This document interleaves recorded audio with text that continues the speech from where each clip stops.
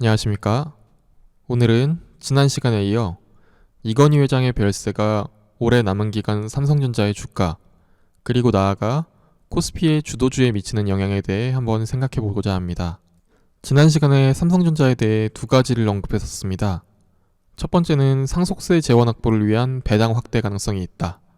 그리고 두 번째는 상속개시일 확정으로 인해 2개월간 주가를 의도적으로 누를 가능성이 있다고 언급해드렸습니다.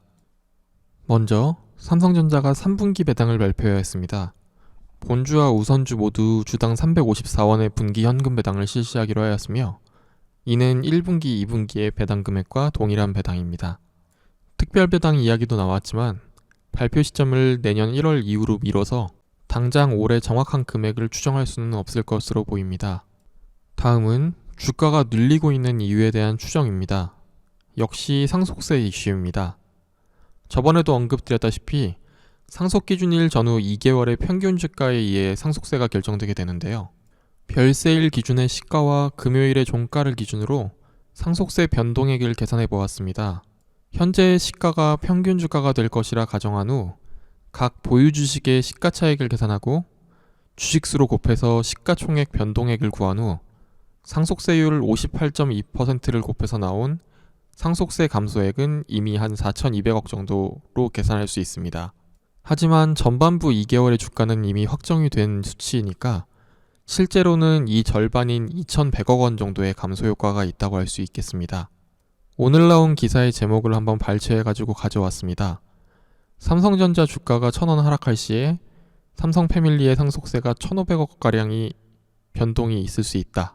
실제로 계산했을 때 1,000원당 약 610억 정도의 상속세 할인 효과가 있다고 보시면 될 것 같습니다. 제목을 자극적으로 뽑기 위해 최대한 나이브하게 계산한 것 같은데요. 그래도 610억이면 역시 적은 금액은 아니라고 할 수 있겠습니다. 최근에 삼성전자의 주가 하락에는 삼성전자가 이러한 상속세에 의한 주가 하락 방조를 하는 것이 아닐까 하는 의구심에 적극적으로 대응하지 않고 오히려 시장과 기관에 시그널을 주는 것이 아닐까 하는 의심에서 비롯되었다고 할 수 있습니다. 통상 4분기 무렵 발표하던 주주환원 정책 시행 계획을 코로나로 인한 상황 변동 우려라는 핑계로 내년 1월에 발표하겠다는 계획을 굳이 컨퍼런스 콜에서 밝힌 건데요. 역시나 이러한 발표 이후 외국인과 기관의 매도세가 짙어지면서 삼성전자 그리고 코스피의 지수 하락이 심화되는 모습을 보여줬습니다. 글로벌 IB, 즉 외국인들의 분석이 나왔는데요. 상속세 마련을 위하여 지분담보대출이 어느 정도 필요하고, 그를 위해 담보가치를 최대한 많이 받기 위해 주가를 상승시킬 거다 라는 의도의 기사인데요. 제 눈에는 당분간 가열차게 주식을 던질 테니 우리 주식을 대신 받아달라 라는 시그널로 보였습니다. 저번 시간에도 언급해드렸듯이 이건희 회장은 상속세 자산으로 주식만 남긴 것이 절대 아닙니다. 뉴스타파에서 추적한 부동산의 목록인데요. 이 목록에 있는 땅의 시가만 대략 1조 원, 그리고 미처 파악하지 못한 부동산 자산들까지 합치면 2에서 3조 원의 부동산 자산을 보유하고 있을 것으로 추정되고 있고요. 지난 10년간 쌓아온 배당금, 예금 등 현금성 자산만 2, 3조 원가량 될 것으로 추정하고 있습니다. 블룸버그에서 추정한 총 재산 23조 3천억에서 상장 중인 자산의 가치 18조 3천억을 뺀 5조가량과 일치합니다.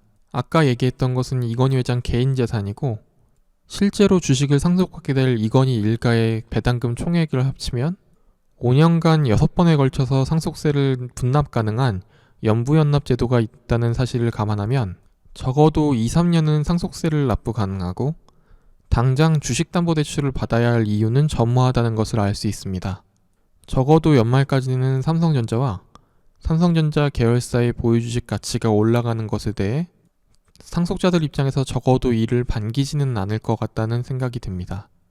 최근 외국인은 이를 적극 이용하고 있습니다. 코스피 200 지수에서 삼성전자가 차지하고 있는 비중이 큰 것을 이용하여 선물과 옵션 시장에서 하방 포지션을 구축하면서 지수를 밑으로 끌어내리는 데 성공했습니다. 상당한 시세 차익을 가져갔을 걸로 추정됩니다. 눈에 띄는 것은 국내 기관, 특히 금융투자의 움직임입니다. 외국인과 거의 반대의 상방 포지션을 구축해 있는 것을 확인할 수 있습니다.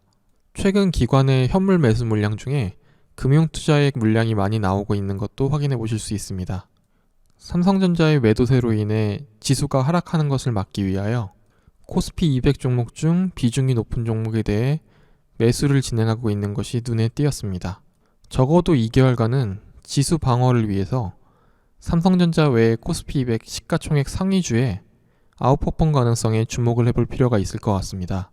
특히 원화와 위안화의 가치가 상승하면서 외국인 입장에서 코스피의 저평가 매력이 강조될 시점이 슬슬 다가오고 있다고 생각합니다. 위에 언급한 코스피 200 편입 종목 중 은행, 비철금속, 생필품, 전기가스, 유통, 화학과 건설주에 대한 관심이 필요할 때라고 봅니다. 저 PBR 자산주로 대비되는 이러한 종목들은 전통적으로 원화 가치 상승 수혜주로 불려왔습니다. 차트 순서대로 은행, 비철금속 관련주, 섬유와 의류 관련주, 그리고 전기 가스 관련주와 달러 선물의 같은 기간 차트입니다. 대략 역방향으로 움직이는 것을 확인할 수 있고 국내 기관과 연기금들이 선제적으로 이 종목들에 베팅을 하고 있는 것이 눈에 보입니다. 미국 대선 이후 연말까지 이러한 종목들이 랠리를 이어갈 확률이 크다고 볼 수 있겠습니다. 다음 주에도 미국 대선 전후까지 상당히 힘든 장이 예상되고 있습니다. 비중 조절과 저점 매수 잘 하시면서 시장 대비 초과 수익을 얻어가실 수 있었으면 좋겠습니다. 이번 주에도 성공 투자하시길 바라겠습니다. 감사합니다.